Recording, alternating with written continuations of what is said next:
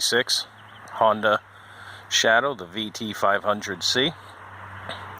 Picked this up yesterday, which July 2018. Picked it up for 200 bucks.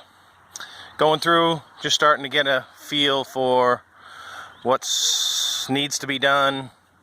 You know, maybe where I can save a few bucks fixing it up.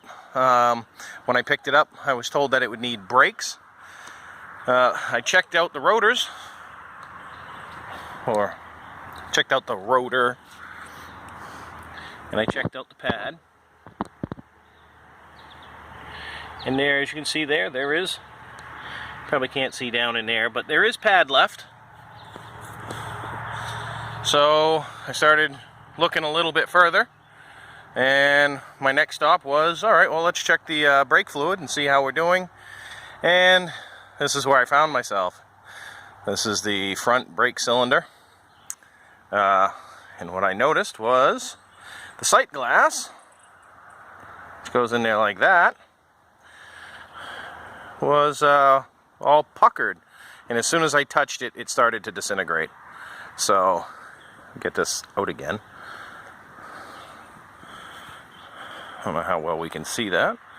Let's slap that on my hand. There we go. So yeah, it's just old. It's cracked. It's falling apart. So the first point of order is going to be to get this brake cylinder changed. I can't find any sight glass. If I do, obviously, I guess I could do that, but it would end up having to be rebuilt. And the rebuild kits are as much money as just buying a new brake cylinder. So I'll be swapping this out.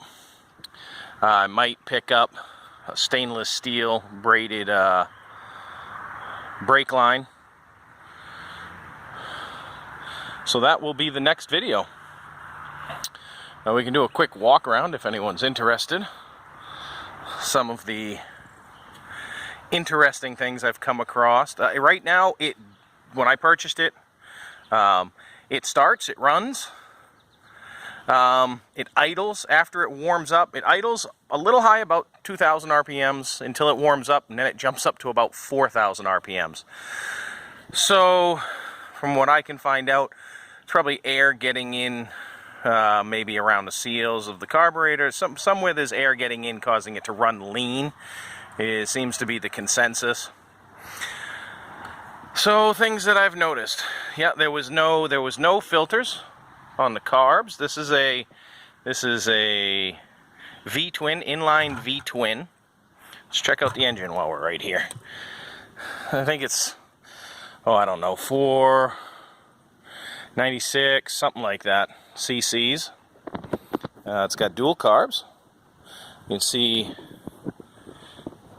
this one quite nicely. You can see right in there is where the boot, the manifold, the intake manifold is. It looks kind of dry and cracked, so my guess is that's probably going to be one of the first things besides the brake that I change. Next, I'm going to need to get a new snorkel that goes up to the carburetors. You know, so obviously we're not dumping dust and everything else into the engine. So I opened up before I noticed that there was no snorkel airbox. I opened up the airbox, no filter. You can see there's some water down in there. I had to hose it out. It was full of mud and crud and pine needles and who knows what else. So other things that I'll probably do, since the wiring has been cut up, I might just buy a whole new wire harness, wire loom for the bike. Let's see what else. Oh yeah, the sissy bar is gone. I'm going to want to get one of those to replace the original. The seat's been chopped down. It's not bad. I might just, for the time being, so I can actually run it this summer, I might just get some cheap fabric, pleather, real stretchy stuff. draw that over it. The gas tank had been painted and looks like Bondoed. When I took it off today, first thing that happened, I don't know if you can see that, the paint just came off like there had been paint stripper on it. My guess is there's a leak in the tank. So one of the first things I'm also going to have to do is strip all the paint off this tank, drain it of any fuel, and then probably have to send it to somebody and have them solder the tank, and then I can body fill it and repaint it and get that going. But that's functional for the time being. I mean, other than the leak. But, you know, for running it to test and stuff like that, that's functional. So that won't be the first thing that I do. Right now, functional would be the carburetors. Well, the high idle is the problem to fix, and the front brakes. I did ride it around. I rode it around the yard here. That was absolutely a sight, I'm sure, for anyone who got to witness that. And yeah, you got to have front brakes. I mean, it's common sense. I haven't checked yet to see if the brake light works or not. I know I have on the instrument cluster up here, I have a brake light comes on.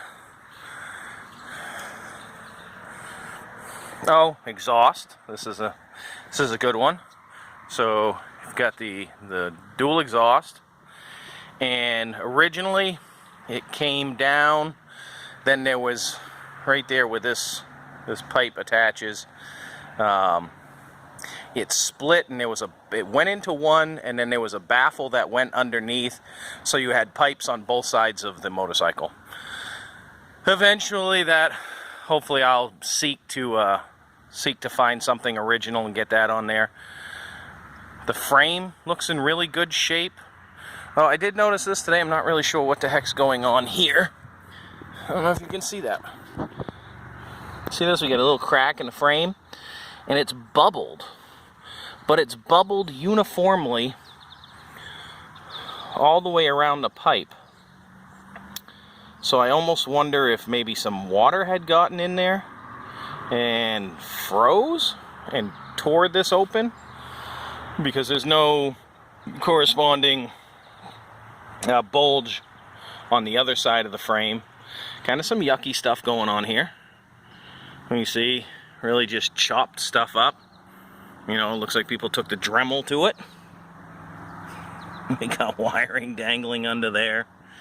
Now, so those are things to fix to get it street legal.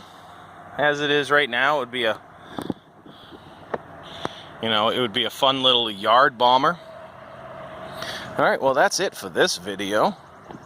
You know, if you have any questions or suggestions, feel free to leave them in the comment section below. This is the 1986 Honda Shadow VT500C rebuild.